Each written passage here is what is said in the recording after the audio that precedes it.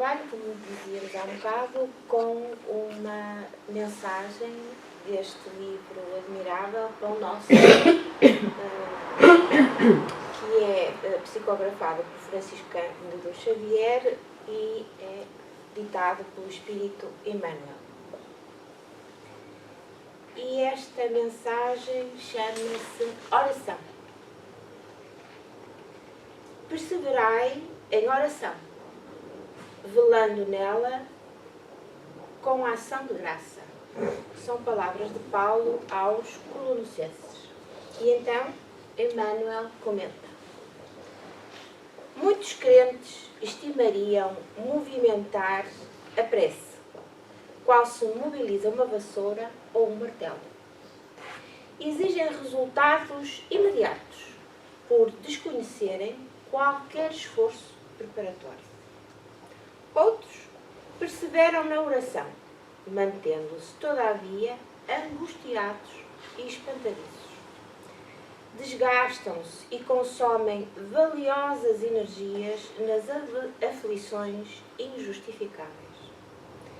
Enxergam somente a maldade e a treva e nunca se dignam examinar o tenro broto da semente divina ou a possibilidade próxima ou mesmo remota do bem.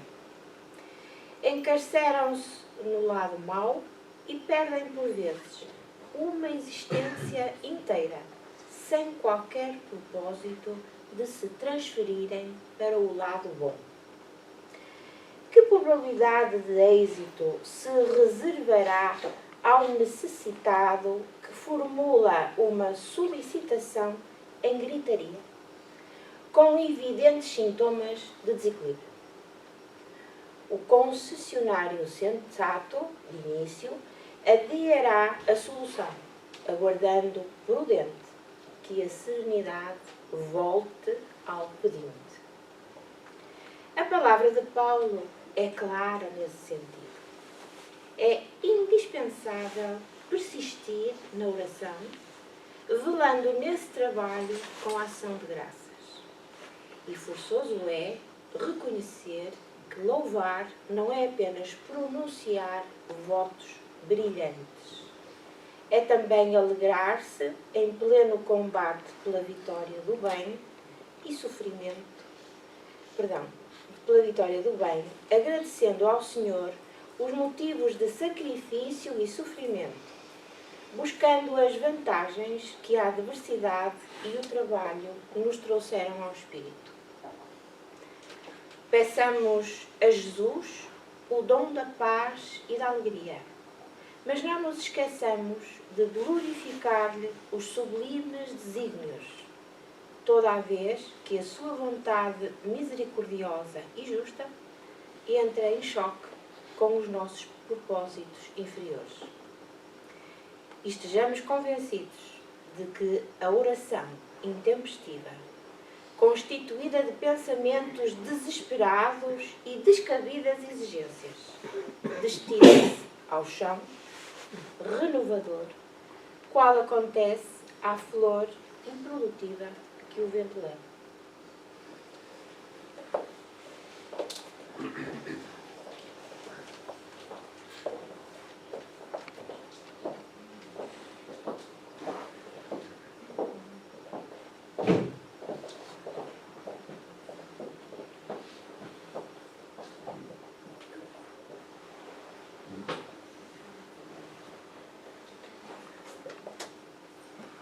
Vamos então agora fechar os nossos olhos, concentrar-nos no agora, no aqui, libertar-nos de todos os problemas do dia a dia, das nossas lutas diárias, das adversidades que cada um tem que vencer, e vamos focar-nos neste momento, trazer a nossa mente para aqui aqui, concentrando-nos então na imagem do nosso amado Mestre e amigo Jesus. Aproveitemos para nos conectarmos com as suas vibrações amorosas que nos vão preenchendo o coração, que nos vão enchendo a alma, revigorando-nos, trazendo uma energia maravilhosa, pura, harmoniosa, suave, que nos envolve e que nos transporta para outros lugares, onde há felicidade, harmonia, fraternidade. Agradecemos-te, Senhor, Deus, nosso Pai, Criador da vida e de todo o universo, por esta maravilhosa oportunidade que nos deste de, nesta vida, podermos conhecer as tuas mensagens, as tuas leis, cheias de bondade, de misericórdia, de justiça,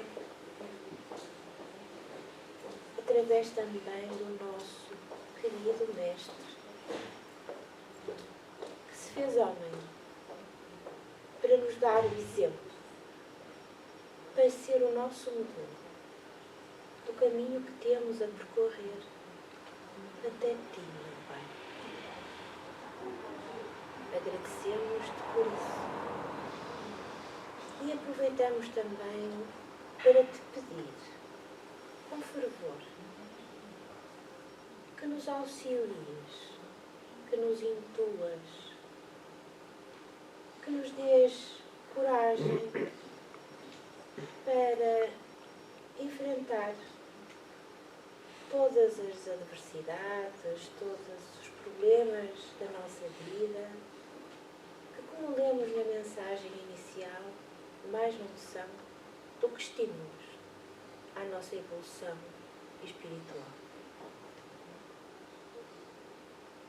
Aproveitamos também para te pedir que auxilies todos aqueles que nos dois planos da vida sofrem moral e fisicamente, e ajudes também outros que não te conhecem, que vivem ainda sem esperança, sem luz.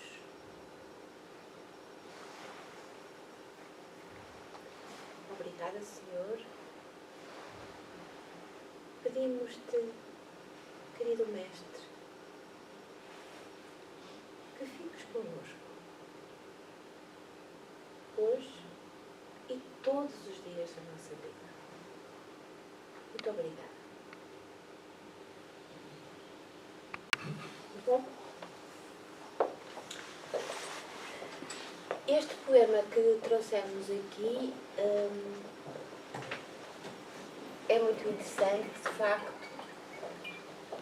e está muito dentro do tema que hoje vamos falar e vamos refletir.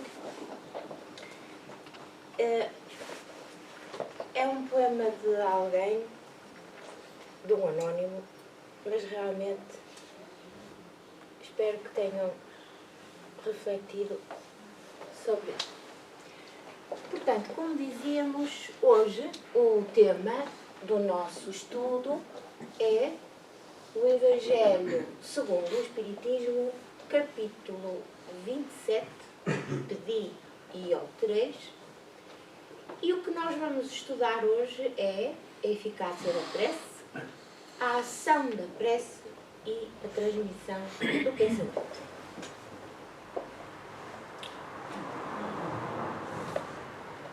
E este capítulo, este item, que é o item número 5,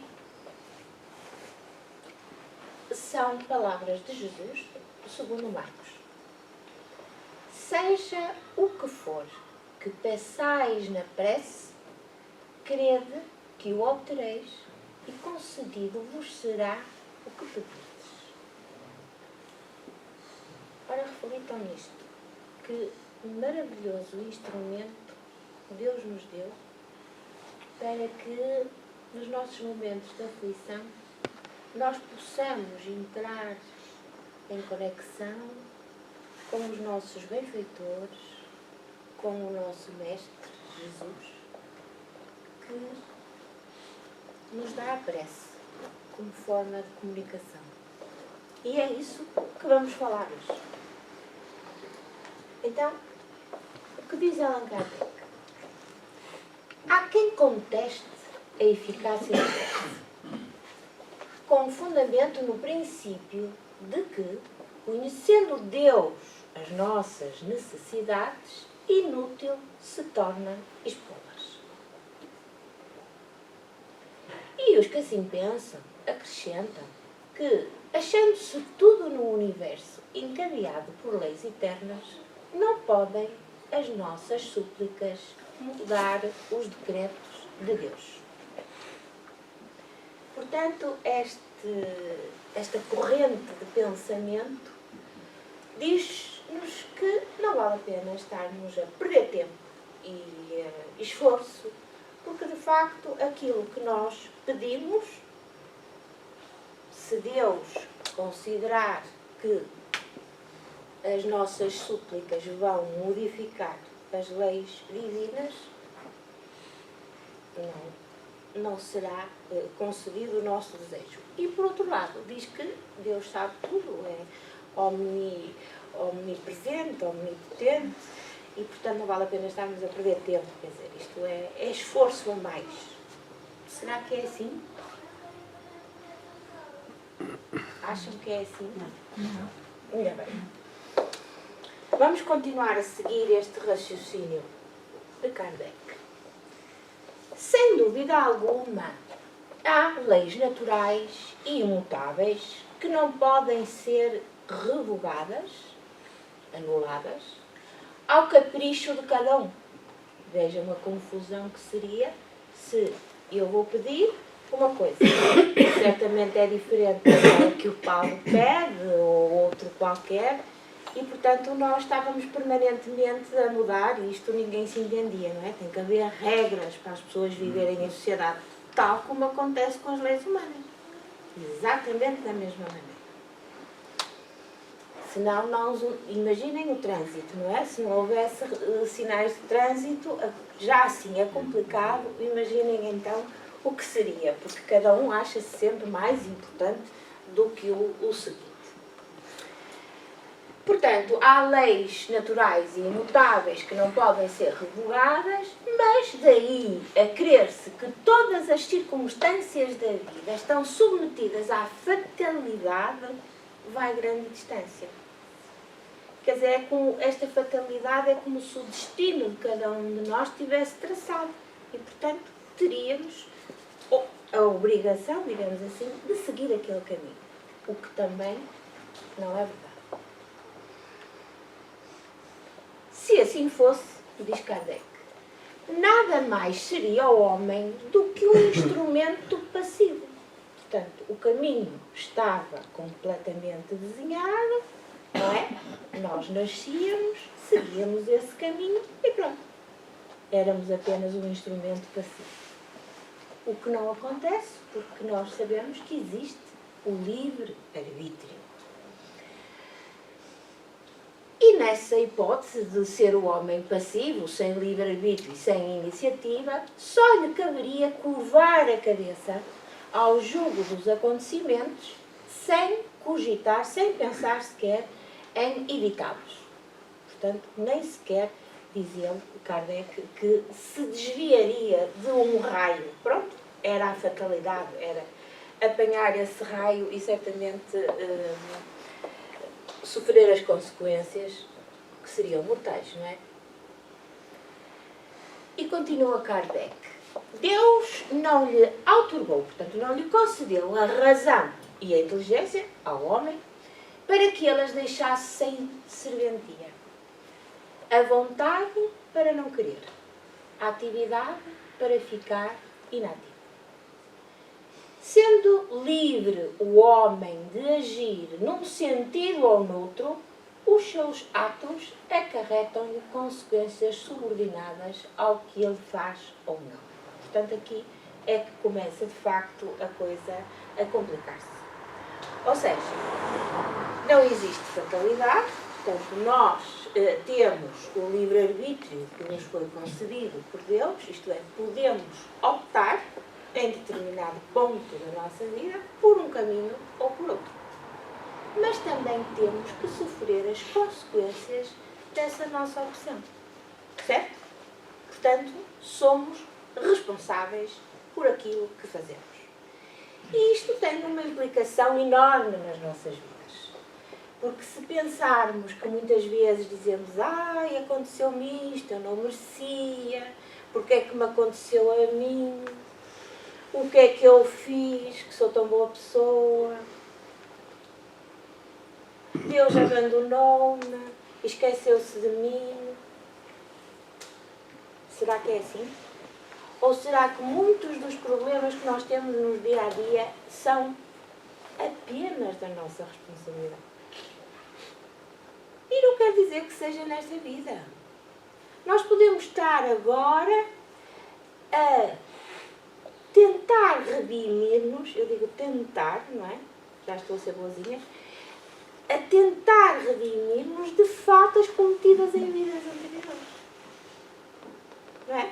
É a oportunidade que muitas vezes somos nós próprios que pedimos, antes de encarnar, para que nos seja dada esta oportunidade, para que estas provas possam ser vencidas e assim podermos melhorar como espíritos que somos. Todos. Agora, é a nossa vontade, é a nossa opção. Porque, efetivamente, nós podemos assumir esse compromisso de vencer determinadas adversidades e depois, no momento, que isto é muito duro. Eu não vou conseguir. Não. Não é por aqui.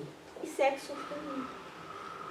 E perde-se a oportunidade de, nesta vida, conseguirmos, então, vencer essa prova que nos leva a um estadio de evolução maior e, na vez seguinte, quando cá voltarmos, aqui ou noutro sítio, teremos que começar do princípio.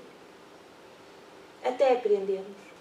Até que essa situação se nos coloque e nós avançamos sem dificuldade.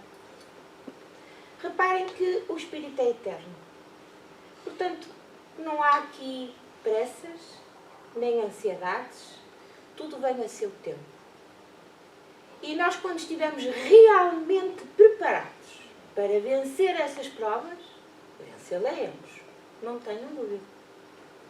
E há outra coisa que também gostaríamos de chamar a vossa atenção. É que nós não estamos sozinhos. Nós temos sempre os nossos espíritos benfeitores que nos intuem, que nos dão dicas. O que é preciso é ouvi-los. Mas, atenção que para os ouvir, nós também temos que ter determinadas condições. Reparem, o rebuliço do nosso dia-a-dia não nos deixa momentos sequer para pensar. Nós levantamos de manhã, já vamos cheios de pressa para o emprego, para o trabalho, depois é o trânsito, depois é não sei o quê, é não chegar atrasados, é isto, é aquilo. Andamos nesta ansiedade, nesta de fazer muitas coisas, e depois chegamos a casa cansados, o que queremos é dormir, descansar e não pensar em nada. Isto leva-nos a algum lado? Esta vida, esta correria permanente em que nós vivemos, tem algum sentido? qual é o verdadeiro sentido da nossa vida. Por que é que nós estamos aqui? Nós estamos aqui para nos melhorarmos como espíritos. E o nosso corpo é apenas um instrumento do espírito e não ao contrário. Portanto, o que interessa efetivamente é que nós nos melhoremos e para isso precisamos de serenar, de estarmos calmos, tranquilos, para que a nossa alma, o nosso espírito possa entrar em contacto com os nossos benfeitores e então, através dessa conexão, podemos ouvi-los. Podemos ouvir aquela vozinha que está cá dentro, que nós às vezes abafamos e dizemos assim, não, agora está calada que não te quero ouvir, estás-me aqui a perturbar. Temos que serenar. O nosso corpo tem que repousar, descansar. E então nessa serenidade, nesse tempo que temos que reservar só para nós, podemos ouvir os conselhos que nos são dados. Continuando, há, pois, devidos à sua iniciativa, portanto à iniciativa do homem, sucessos que forçosamente escapam à fatalidade e que não quebram a harmonia das leis universais. Do mesmo modo que, se formos ao relógio e avançarmos ou atrasarmos até pormos a hora certa, não quer dizer que vamos anular o mecanismo do relógio, certo? Allan Kardec dá esse exemplo. Portanto, é possível que Deus aceda a certos pedidos sem perturbar a imutabilidade das leis que regem o conjunto e subordinada sempre essa anuência à sua vontade, à vontade de Deus. Portanto, aqui dá-nos esta primeira informação, não é? Que vamos reforçar. De facto, Deus concede-nos os nossos pedidos. Agora, vamos ver que pedidos é que Deus, de facto, nos concede, não é? Não vamos pedir para que nos saia o totoloto, para que nos aumentem o ordenado ao final do mês, não é? Para que possamos fazer aquela viagem não sei aonde. Agora, se nós pedirmos para termos coragem, para termos força, para seguirmos sempre no bom caminho, para ajudarmos o próximo, para sermos melhores, certamente Deus nos dará essa força e essa coragem. Desta máxima, concedido vos será o que quer que pedirdes pela prece, seria ilógico deduzir que basta pedir para obter. E seria injusto acusar a providência divina se não aceder a toda a súplica que se lhe faça, uma vez que ela sabe melhor do que nós o que é para nosso bem. Ora, isto é que nós temos que entender. É que, de facto, nós temos uma visão muito reduzida ainda da vida, não é?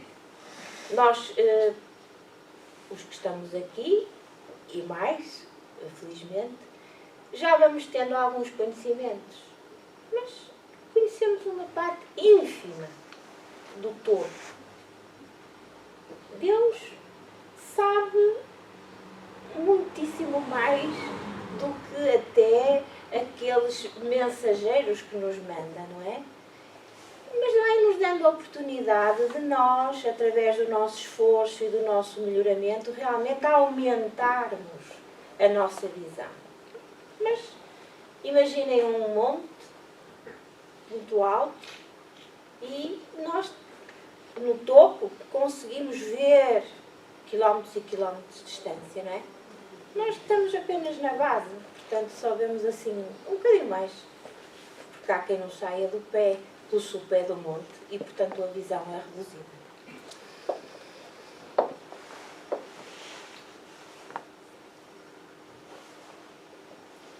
É como procede um pai criterioso que recusa ao filho o que seja contrário aos seus interesses. Allan Kardec faz isto muitas vezes. Portanto, dá-nos comparações para que nós possamos entender bem a parte espiritual, não é? É evidente que todos nós que somos pais recusamos alguns pedidos que os nossos filhos nos fazem porque sabemos que isso não é para o bem deles. Não é?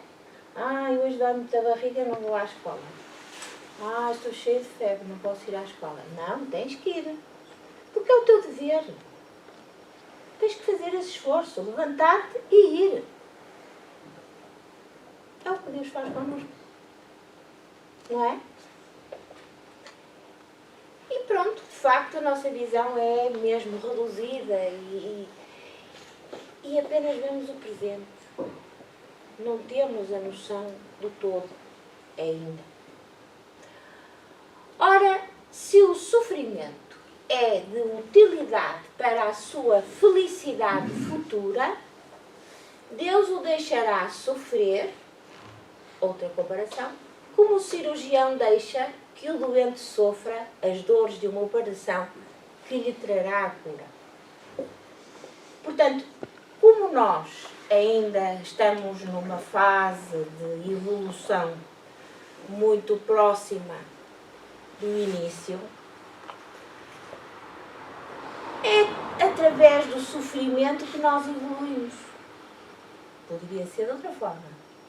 Mas, de facto, são as dores e o sofrimento que nos dão o estímulo para nós começarmos a interrogar-nos, a refletirmos, a procurarmos um caminho para explicar o porquê das coisas. Porque senão continuamos na nossa vidinha comodamente sem que desperte em nós sequer a curiosidade do que é que estamos aqui a fazer, para onde vamos, qual é o verdadeiro objetivo da vida. E muitas vezes começamos a ouvir daqui e dali e dizer, isto foi tudo por acaso. Será que é possível pensar assim? Basta olhar à volta, ver a natureza, a beleza do mar, uma flor, um inseto, o nosso próprio corpo humano, que é uma máquina maravilhosa. Tem que haver algo muito superior a nós que seja realmente o responsável pela criação de toda esta vida, não é? Pronto, o cirurgião deixa que o doente sofre as dores de uma operação que lhe trará a cura. Isto já não é assim. Não se assustem, porque agora já há muitas técnicas para tirar a dor, mas na altura do Kardec era assim. Mas aqui o que importa realmente é que nós só crescemos e evoluímos através do sofrimento. Isso é que é a grande verdade. Deus assiste os que se ajudam a si mesmo de conformidade com esta máxima. Ajuda-te, que o céu te ajudará. Já estudamos isto no próprio Evangelho segundo o Espiritismo, no capítulo 25, Buscai e achareis. Se quiserem voltar a ler, têm aqui esta nota. Portanto, ajuda-te, que o céu te ajudará.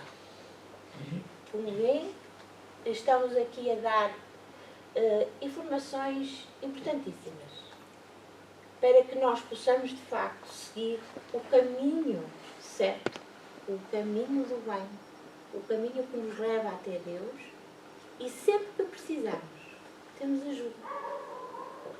Não é? Ora bem, não assiste aos que tudo esperam de um socorro estranho, sem fazer uso das faculdades que possui. Entretanto, as mais das vezes, o que o homem quer é ser socorrido por milagre sem despender o mínimo esforço.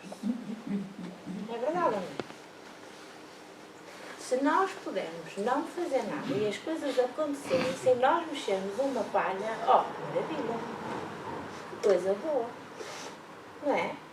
Agora, se nós tivermos que nos esforçar para obter determinada, eu não posso dizer coisa, mas determinado objetivo, aí a coisa já complica, não é? Porque implica um esforço da nossa parte, implica uma vontade, uma preparação interior para podermos sofrer, passar essas dores, predispor-nos, de facto, a ultrapassar isso, porque sabemos que isso nos fará mais fortes e melhores como espíritos e mesmo como homens.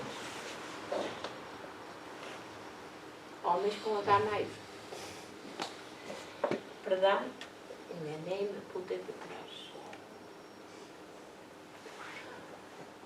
O que Deus lhe concederá sempre, se o homem pedir, com confiança, com fé, com vontade, é a coragem, a paciência e a resignação. Isso, de facto, se nós pedirmos de uma forma sincera, ser-nos-á concedido. E também lhe concederá os meios de sair por si mesmo das dificuldades, mediante as ideias sugeridas pelos bons espíritos, deixando-lhe desta forma o mérito da ação. O que é que isto quer dizer? Que também é outro, no nosso entender, outra das informações importantes para nós. É que os bons espíritos estão lá, mas eles não vão resolver o problema por nós. Somos nós que temos que decidir. Eles apenas nos podem indicar, mas indicam assim de uma forma que deixam a nós próprios a opção de seguir um caminho ou outro. Agora, não são eles que dizem, vai por ali, não vais por aqui. Aquele é o caminho. Allan Kardec dá exemplos ilustrativos disto. Vamos ver. Tomemos um exemplo. Um homem acha-se perdido no deserto. A sede martiriza-o horrivelmente e, desfalecendo, vai por terra. Portanto, é este o cenário. Deserto, um homem cheio de sede e cai. Pede a Deus que o assista e espera. Nenhum anjo lhe virá dar de beber. Portanto, isso seria o ideal. Ele continuava ali, deitadinho e tal, na areia, vinha um anjinho, trazia uma garrafa de água fresca e tumba. Não.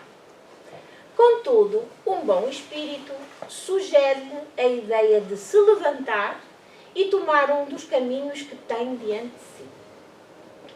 Por um movimento maquinal, portanto, um movimento quase que involuntário, reunindo todas as forças que lhe restam, ele ergue-se. O homem ergue-se, caminha e descobre ao longe um regato.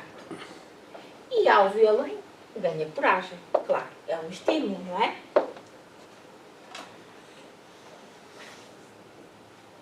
Se tem fé, exclamará: obrigada, meu Deus, pela ideia que me inspiraste e pela força que me deste. Porque o homem estava sem força, não é? Como Kardec faz questão de dizer logo no início. Agora, se lhe falta a fé, o que é que ele diz? Ou o que é que ele pensa? Que boa ideia que eu tive. Que sorte a minha de tomar o caminho da direita em vez do da esquerda. O acaso às vezes serve-nos admiravelmente. Quanto me felicito pela minha coragem e por não me ter deixado abater. Portanto, vejam aqui, de facto, as duas hipóteses. Se ele tem fé ou se não tem. Continuemos? Mas dirão vós, ainda não acabou, mas dirão vós, porquê que o bom espírito não lhe disse claramente: segue este caminho, que encontras o que necessitas? Porquê que não se mostrou para o guiar e sustentar no seu desfalecimento? Porque dessa forma tê-lo-ia de facto convencido da intervenção da providência. Portanto, porquê que não apareceu o tal anjo, não se fez ver e não lhe indicou, olha, vai por ali. Então Kardec responde. Primeiro, para lhe ensinar que cada um deve ajudar-se a si mesmo e fazer uso das suas forças. Portanto, cabe-lhe a ele decidir o que fazer e estar atento à intuição que os bons espíritos lhe manifestam. Depois, pela incerteza, Deus põe à prova a confiança que nele deposita a criatura e a submissão desta à sua vontade. Aquele homem estava na situação de uma criança que cai e que quando alguém e dando com alguém, portanto encontrando alguém, põe-se a gritar e fica à espera de que a venham levantar. Se não aparece ninguém, levanta-se sozinho. Portanto, é este, de facto, os exemplos com que Allan Kardec ilustra esta necessidade que nós temos de sermos nós, de esforçarmos, porque é nós que cabe percorrer o caminho. Inês, Agora, temos sempre a ajuda. Diga. uma colocação, acho que é 2 lá adiante, você lá, quando coloca que o homem está perdido no deserto, Não fui eu que coloquei, foi o Café. Não, sei, desculpa. Eu penso muito que nós temos que tomar uma consciência do antes, né? Porque por que ele já se perdeu no deserto, né? Então, antes disso, ele já devia se ter preparado para ir para o deserto. É que eu falo que a ação, depois que se toma uma ação, sem tomar uma razão, um estudo, né, nós temos as consequências. Por quê? Porque quando as consequências vêm, né, por exemplo, eu falo por mim, né, eu, por exemplo, eu quero ir daqui em Lisboa, mas eu sei que a velocidade é 120, eu tenho que me preocupar com as pessoas que estão lá, mas eu tenho um horário para chegar e saio depois, tomo uma decisão em alta velocidade. Os riscos que eu corro e boto as pessoas à minha volta são grandes, né? E aí não adianta eu buscar o recurso de Deus, meu Senhor, faça que eu não sofra um acidente. E por que não adianta? Porque eu vejo que nós temos que pedir para Deus nos dar consciência, razão para tomar as decisões. Porém, para isso, nós precisamos estudar e conhecer as leis morais. Eu acho que não adianta porque foi uma opção nossa. Nós escolhemos sair mais tarde, já sabíamos que tínhamos um compromisso a cumprir, temos que respeitar as leis, porque vivemos em sociedade e, portanto, tomamos as nossas precauções, saímos mais cedo e vamos tranquilamente por aí fora. Portanto, não vamos culpar Deus de uma opção que é nossa, não é? É evidente que se nós formos por aí fora e depois tivermos um acidente, ai meu Deus, aí recordamos-nos de Deus. Quando esse acidente poderia ser perfeitamente evitável se nós fôssemos calmamente por aí fora. Portanto, acho que é isso que quer dizer, não é? Outro exemplo. Se o anjo que acompanhou Tobias lhe tivesse dito: sou enviado por Deus para te guiar na tua viagem e preservar-te de todo o perigo, nenhum mérito teria tido Tobias. Fiando-se no seu companheiro, nem sequer teria precisado de pensar. Por isso é que o anjo só se deu a conhecer no fim da viagem.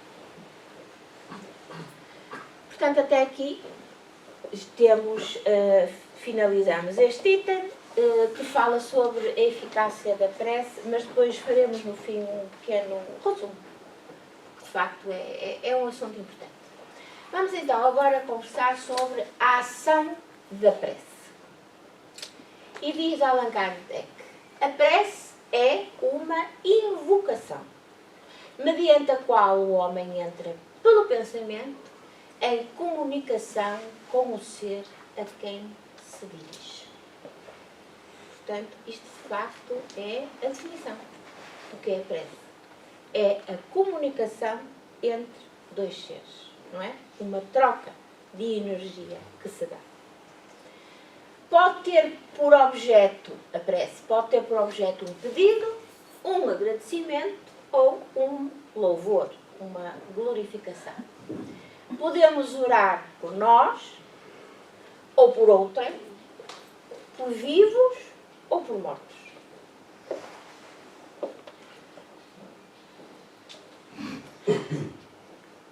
As preces feitas a Deus escutam-nos os espíritos incumbidos da execução das suas vontades. As que se dirigem aos bons espíritos são reportadas a Deus. Parece que não vale a pena, é suficientemente explícito. Quando alguém ora a outros seres que não a Deus, portanto aos santos da nossa convicção habitualmente, falo recorrendo a intermediários, portanto a intercessores, porquanto nada sucede sem a vontade de Deus. Nós podemos estar, trocando isto por outras palavras, estamos a rezar ao determinado santo da nossa devoção para que ele interceda por nós, certo? Junto de Deus, porque como é santo, partimos do princípio, como é óbvio, que estará mais próximo de Deus do que nós. E agora temos a transmissão do pensamento. O Espiritismo torna compreensível a ação da prece, explicando o modo de transmissão do pensamento. Quer no caso em que o ser a quem oramos acuda ao nosso apelo, quer no que apenas lhe chegue o nosso pensamento. E para apreendermos o que ocorre em tal circunstância, precisamos conceber mergulhados no fluido universal que ocupa o espaço, todos os seres, encarnados e desencarnados, tal qual nos achamos neste mundo dentro da atmosfera. Consideramos que isto foi assim um bocadinho complicado. Então, vamos tentar descomplicar e perceber melhor o que é que Kardec quis dizer com isto. Se calhar ainda complicamos mais, mas vocês dirão. Vamos começar um bocadinho mais atrás. E, de facto, isto foi a frase inicial deste item, que é a definição da prece, como dissemos. A prece é uma invocação mediante a qual o homem entra, através do pensamento, em comunicação com o ser a quem se dirige. Portanto, é o pensamento que faz que permite esta comunicação. E depois também lemos já que o Espiritismo explica o mecanismo da ação da prece ao esclarecer a forma de transmissão do pensamento. Então vamos ver melhor isto. O pensamento é uma forma de matéria, não é? É semelhante a uma onda eletromagnética que é produzida pela mente e que é lançada no fluido cósmico universal. Estamos a seguir? Ok.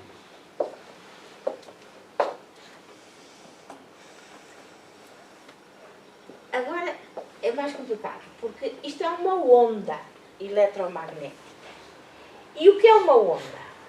Uma onda é um fluxo de energia que se propaga através do espaço ou de qualquer outro meio, seja ele sólido, líquido ou gasoso, a uma determinada velocidade. Então as ondas eletromagnéticas são feitas por quê? Pela interseção de um campo elétrico com um campo magnético. E isso é o que acontece com a luz, com as ondas de rádio, com as ondas de raio-x, com as ondas gama, tarará, tarará. Trouxemos aqui este diagrama em que vemos então uma onda que se propaga e temos aqui a crista lá em cima e o vale. Portanto, como veem, nós temos uma parte que está para cima desta linha horizontal que dizemos que é positiva e a que está para baixo dizemos que é negativa. A onda começa ali num ponto, pode ser de uma crista a outra, portanto faz todo aquele caminho, é uma onda, não é? Que se vai propagando pelo tempo fora. E depois são os elementos com que nós, em física, na nossa forma de analisar o meio físico, entendemos as ondas. Eu queria chamar-vos a atenção só para isto. Não vou amassar-vos com física. Queria que percebessem o que é um comprimento de onda. Portanto, o comprimento de onda é, eles aqui, neste caso, a onda começa exatamente neste ponto, aqui, onde cruza a linha horizontal. E acaba aqui. Portanto, isto é uma onda completa, não é? E, portanto, tem um determinado comprimento que nós, em física, dizemos ser o lambda. Designamos por uma letra grega. Não vou perder mais tempo com isto. Portanto, perceberam o comprimento de onda.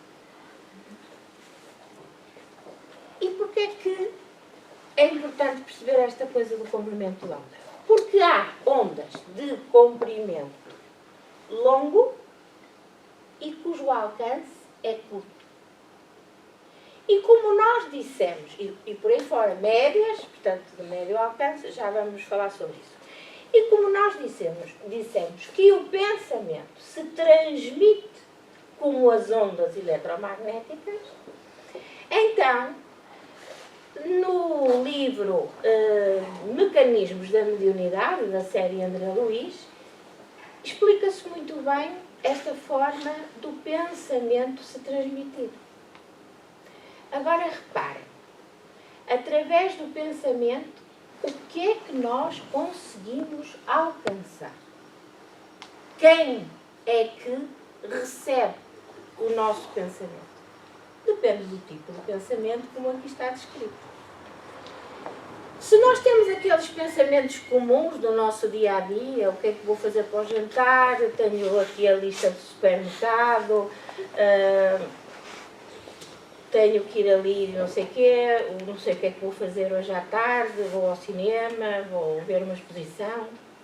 São pensamentos comuns, correspondem a ondas longas de curto alcance. As ondas de comprimento médio já têm um alcance maior e correspondem a quê? A estados já de reflexão, de meditação, quando oramos, por exemplo. Portanto, já elevamos o nosso pensamento. E ao elevarmos o nosso pensamento, as ondas alcançam quem?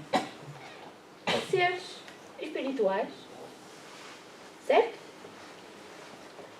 As ondas curtas ainda têm um alcance maior e correspondem às nossas emoções fortes, às nossas dores, às nossas súplicas, que são recebidas, reparem bem, por outro tipo de espíritos, com quem estejamos sintonizados, obviamente, não é? É assim que as nossas preces são ouvidas. E depois ainda há outras ondas super, ultra curtas que são completamente inacessíveis à nossa observação e à nossa compreensão, porque são expressão das legiões angélicas, portanto já de espíritos puros. E é interessante como isto é descrito neste livro, que aconselho vivamente a que leiam. Então, nós estamos mergulhados num fluido universal que preenche o espaço. Não é? Não há vazios, como se aprendia antigamente nas aulas de física, que era um vácuo. Não existe. Isso, o que existe é um fluido. E isso cada vez mais está a ser provado pela ciência. Esse fluido é o veículo do pensamento. Portanto, o pensamento é transportado nesse fluido universal. Tal qual como o ar é o veículo do som, não é? Portanto, se não houver ar, o som não vai para lado nenhum, com a diferença de que as vibrações do ar são limitadas, enquanto que as do fluido universal se ampliam ao infinito. E porquê? Para serem percebidas por outros espíritos. Ora, obviamente que aqui também cabe a mediunidade, certo?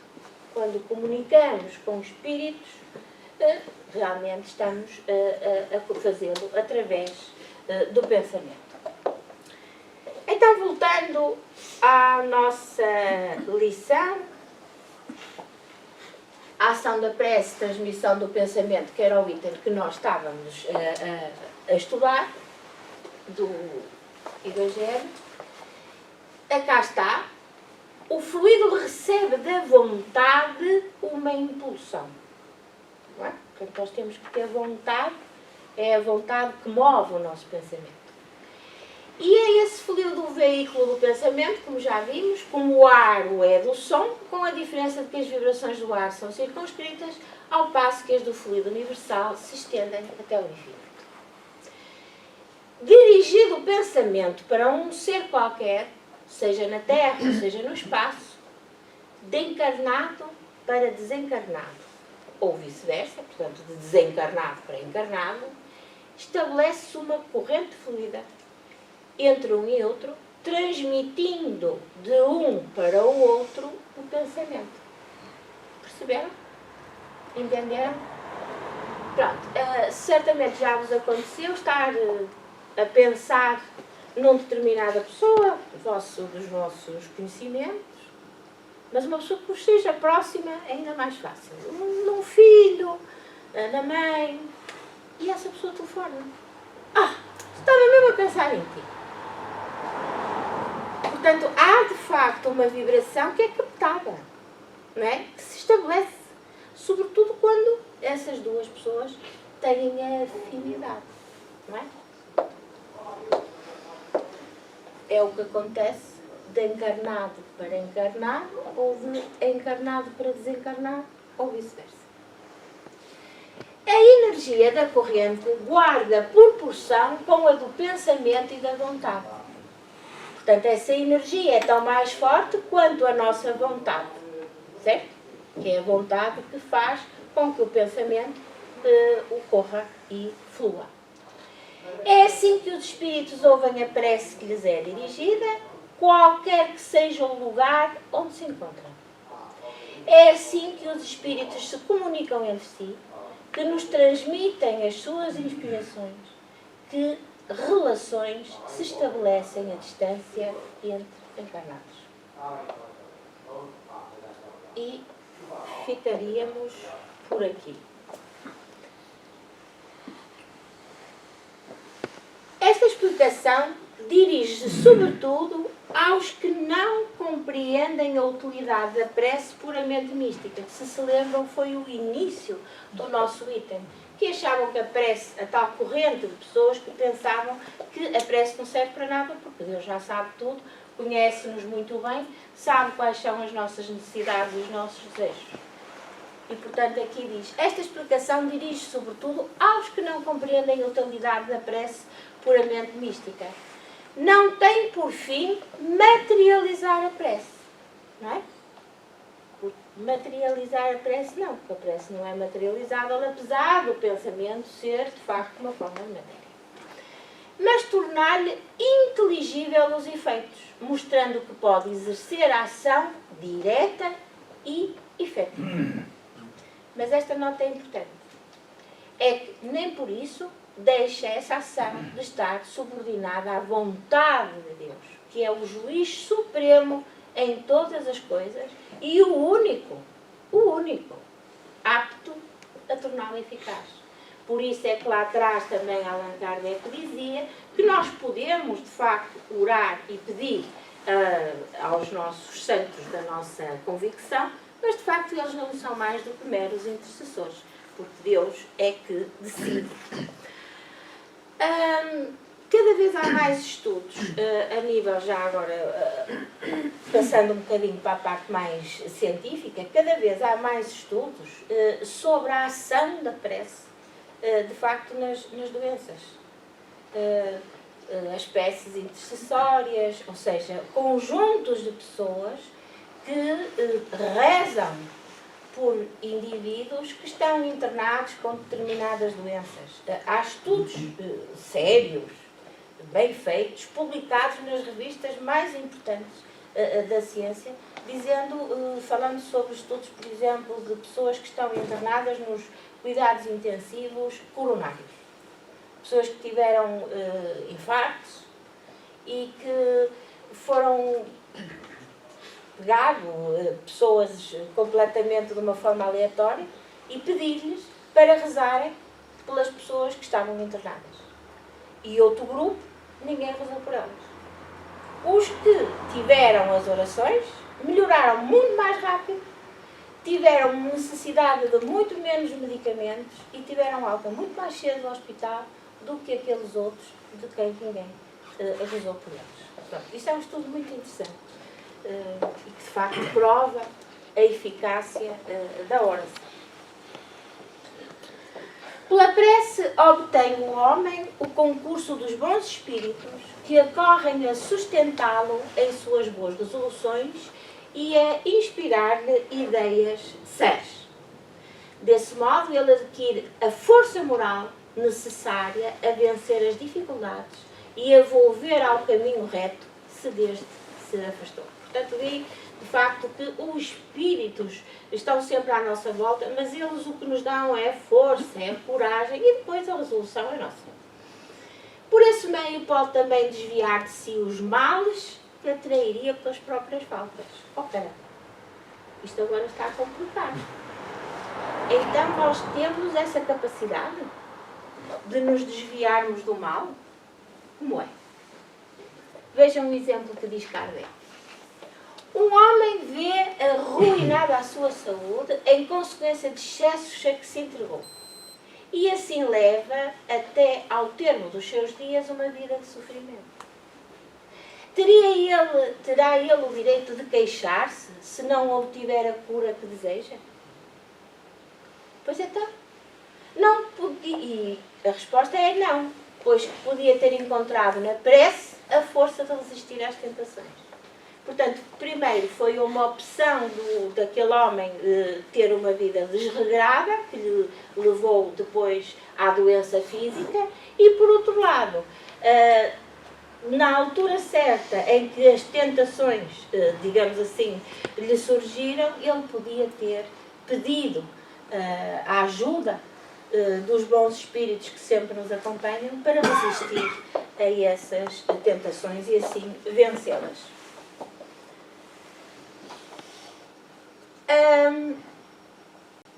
Eu acho sempre interessante ver outras perspectivas.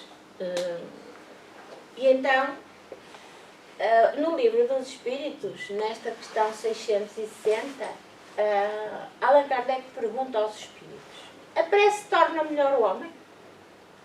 E a resposta é sim, pois aquele que ora com fé, fervor e confiança se faz mais forte contra as tentações do mal e Deus envia bons espíritos para assistir. Este é um socorro que jamais se recusa quando pedido com sinceridade. Portanto, vejam de facto o poder e a eficácia e, sobretudo, o poder transformador da prece, não é? Nós pedimos, é-nos concedido e nós tornamos-nos de facto diferentes, melhores, reformamos os nossos pensamentos, não é? Transformamos-nos intimamente. Resumidamente, também Kardec diz: a prece não depende nem das palavras, nem do lugar, nem do momento em que é feita. Pode-se orar em toda a parte, a qualquer hora, só e acompanhado. Portanto, o que interessa é de facto o recolhimento interior e a nossa vontade. E diz nos Missionários da Luz, temos da série André Luiz, temos também que a oração e levando o nível mental da criatura, confiante e crente no divino poder, favorece o intercâmbio entre as duas esferas e facilita a nossa tarefa de auxílio fraternal. Imensos exércitos de trabalhadores desencarregados movimentam-se por toda a parte em nome do nosso Pai. Portanto, eles estão lá, é só uma questão de nós pedirmos ajuda. E noutro livro, Os Mensageiros, também da série André Luiz, diz: não apresse a resposta. E a oração, filha do amor, não é apenas súplica. É comunhão entre o Criador e a criatura, constituindo assim o mais poderoso influxo magnético que conhecemos. Pronto. E de facto, o Pai Nosso, que foi a oração que Jesus nos ensinou e que é uma oração fortíssima.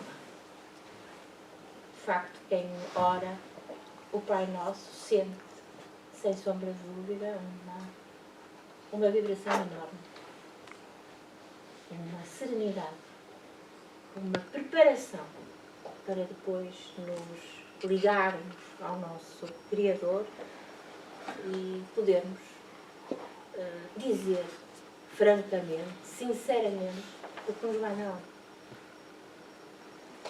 E termina assim a apresentação de hoje. Se quiserem pôr alguma questão,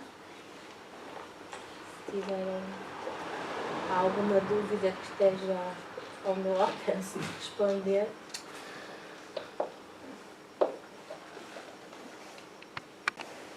A nossa apresentação, o nosso estudo de hoje. Vamos fechar os olhos.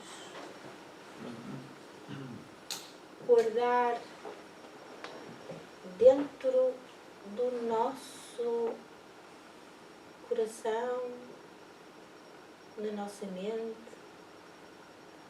estas reflexões que aqui fizemos juntos, para que as possamos levar connosco e oportunamente voltarmos a refletir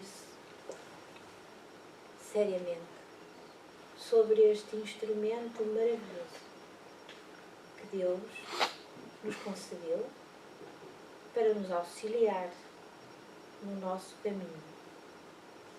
Um caminho que não é fácil,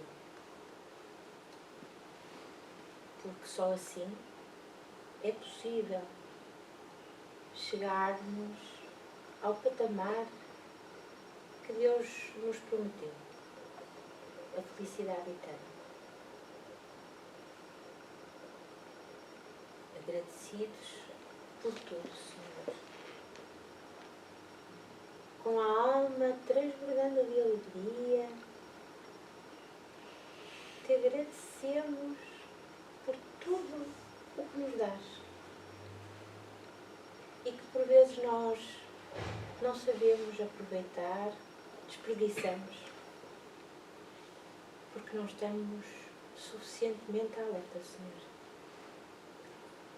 Agradecemos por todo este conhecimento que nos é dado para que possamos despertar e, sobretudo, para que possamos auxiliar, através do nosso exemplo, aqueles que nos estão próximos e assim, lentamente, mas de forma segura, podemos melhorar este mundo em que todos vivemos, Senhor.